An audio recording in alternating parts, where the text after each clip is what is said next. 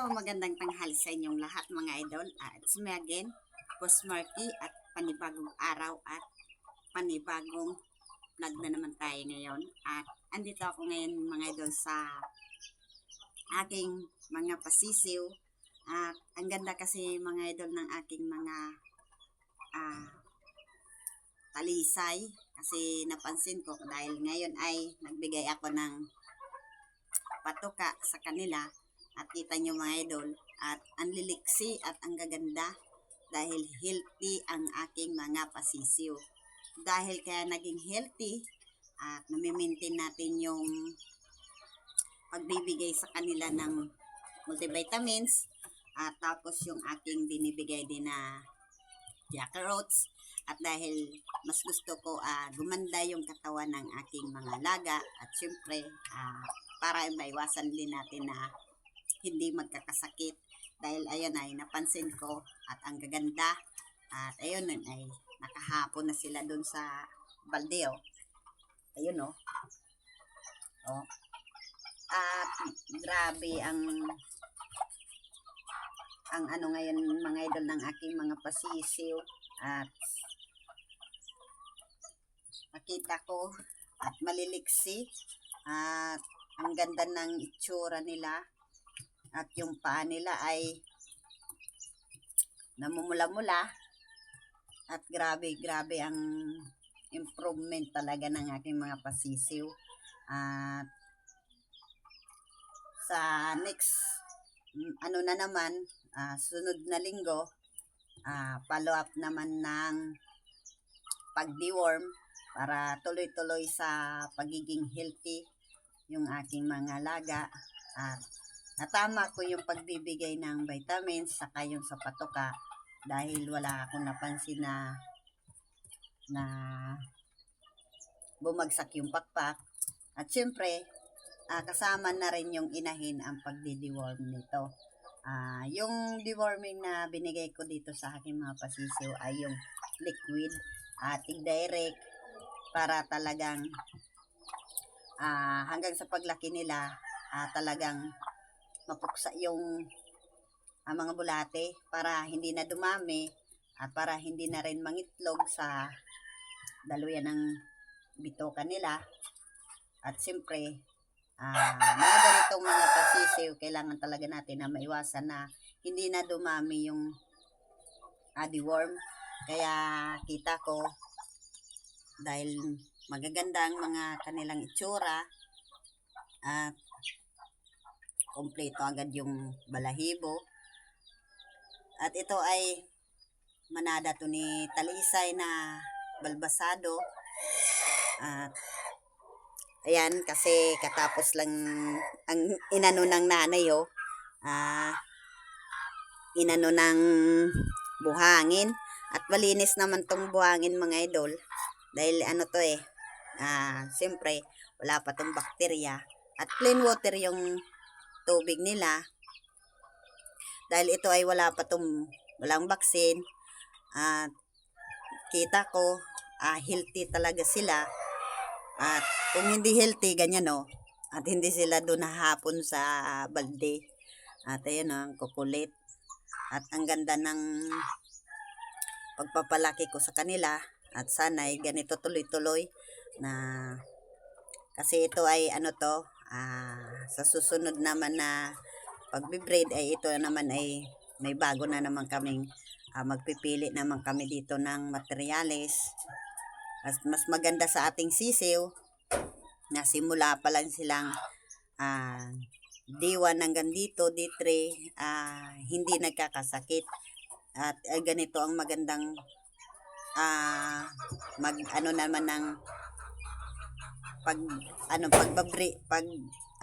pag-breed kasi ang at napansin ko ito ay lalaki yan mga idol kasi kita na yung palong at malalaki yung lalaki at di ko pa sure kung ilan kasi ito napansin ko lalaki to at ayun nasa hapunan.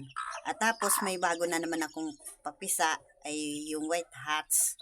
At tapos dito tayo sa kabila kasi yan plain water ang kukit nila At liliksi.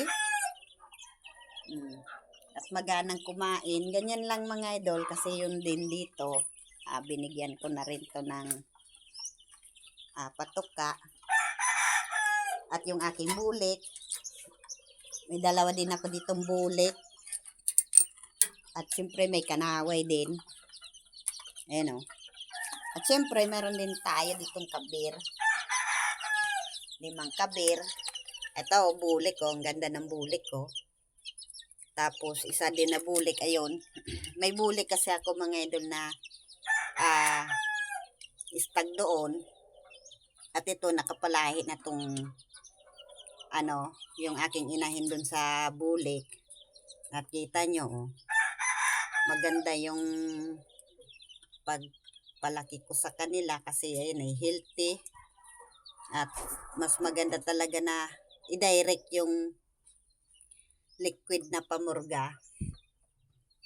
Ito din ayun bulik. Paglaki nito ay manang-mana to sa tatay. Ayun, may bulik din na itim. At dalawang itim. At mayroon din na kanaway blues yan mga idol. Natin At pagkagabi, tinatanggal ko sila dito.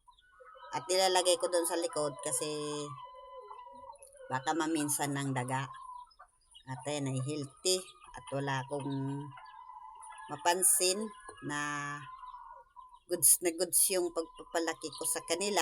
Ayan, at nag-update tayo dahil tagal din natin na hindi nakapag-upload.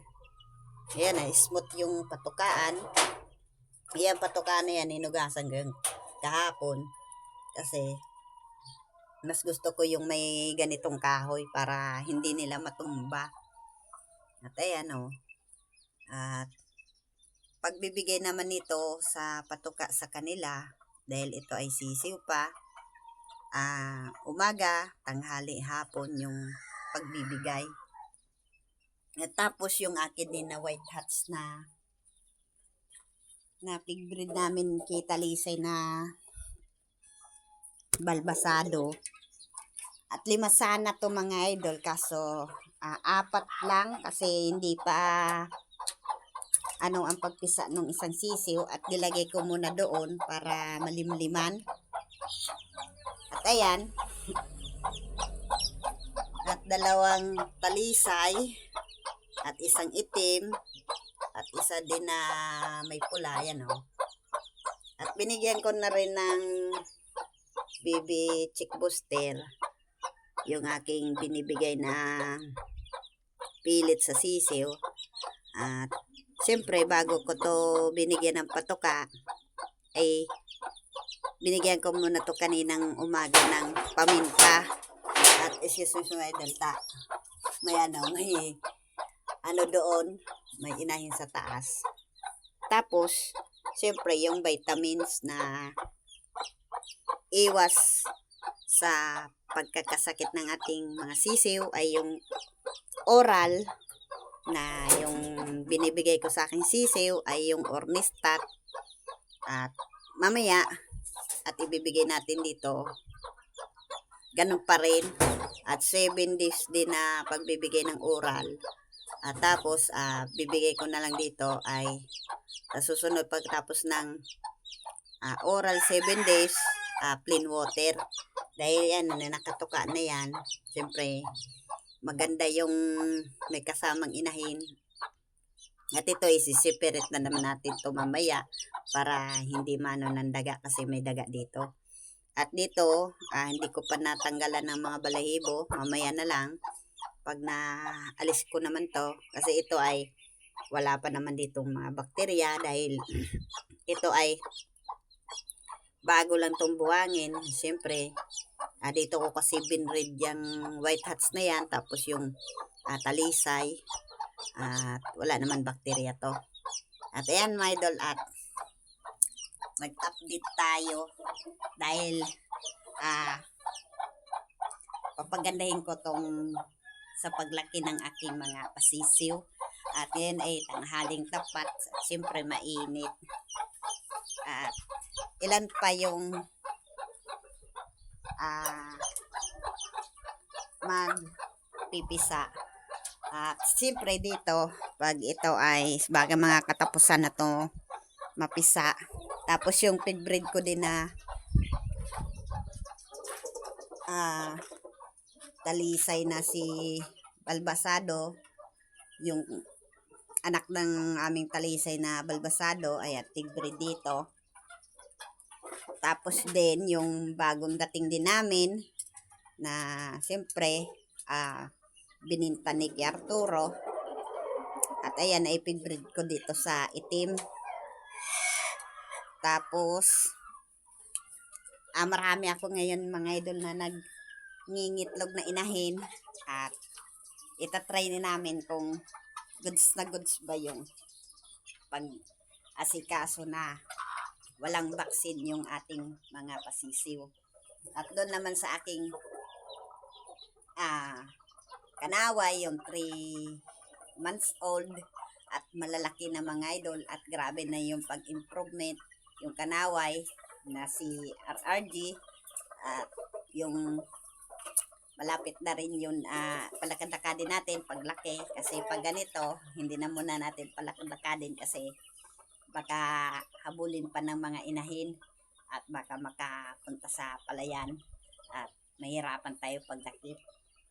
At ayun umiinom mga idol kasi lagi ako dito nagtatambay at tinitignan ko lagi yung aking sisiw kasi nagagandahan kasi ako ngayon sa aking mga pasisiw Kita nyo nag-aanuhan na sila nagpupurpurukan at masasabi ko ang ganda talaga kasi di ako makapaniwala na ganyan kaagad kalalaki at kagaganda ng aking mga pasisiw. At ayun ang ganang tumuka. At ganito lang yung aking pamamaraan. At andun na yung dalawa At andun sa taas. At pagkakahapon mga idol, kasi yan, binibigyan ko yan ng patuka at naghahapon na yan lahat dyan sa hapunan. At ang talaga ng pakpak nila, talagang yung matibay na yung kanilang pakpak. Ayan at ang gandang ang mga balahibo nila ang shiny at goods na goods kasi ayan at hindi nagkasakit. At saka lagi lang din natin bababada ng tubig para yung mga kinain nila at para mabilis magtunaw. Tapos siyempre yung init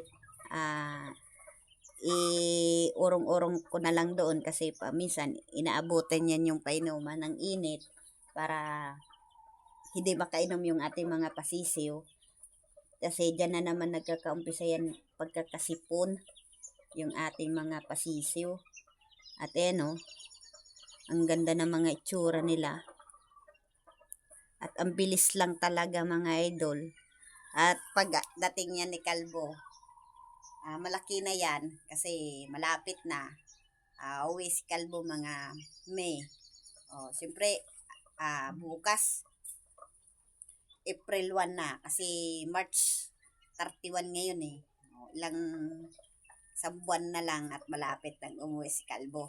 At tapos yung aking mga stag, ayan at ang shiny At kanina pala mga idol, naghalo na naman ako ng patoka dito sa aking mga stag at saka sa aking mga broodcat.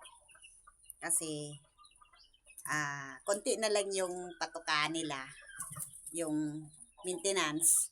At kaya naghalo naman ako kanina. At ayan ang gaganda ng aking mga stag. At shiny, at mapula yung muka, at walang putlain. Ayan at tanghaling tapat. Ayan mga idol, at nag-update tayo sa aking mga sisiw dahil ganitong tanghali dito ako nagtatambay kasi ayan na binibigyan ko sila ng patuka tapos hanggang mamayang hapon para at least masabi natin na hindi agad babansot yung ating mga laga kasi dapat sa ganitong sisiw tanghali ay umaga, tanghali, hapon yung pagbibigay para mabilis silang lumaki. At yan mga idol, at hanggang dito na lang yung aking video. At nag-update ako at dito sa aking mga pasisiw. At hanggang sa paglaki nito mga idol ay i-update ko kayo sa aking mga pasisiw kung ano ba yung resulta ng aking mga pasisiw pag walang vaccine at goods na goods kasi marami na naman kami pagpipilian na mga materyales dito sa aking mga pasisiw. At maganda kasi sa ating mga pasisiw na simula sisiw pa lang hanggang sa ano nila, hindi nagkakasakit. Maganda yung pag-alaga natin, pag-asikaso. At dyan natin makikita yung ating mga sisiw sa paglaki at hindi nagkakasakit. At mabilis lang yung mag-develop yung kanilang katawan kasi yan nga na agad nila yung patoka, tapos yung vitamins, at siyempre na-maintain natin yung vitamins, tapos na-maintain din natin yung pagpurga para maging healthy yung ating mga laga. Kaya magandang hapon na lang at hanggang dito na lang yung aking video. At please and subscribe naman dyan sa aking munting channel para lagi kayong update sa aking video. Kaya magandang tanghali na lang at bye-bye!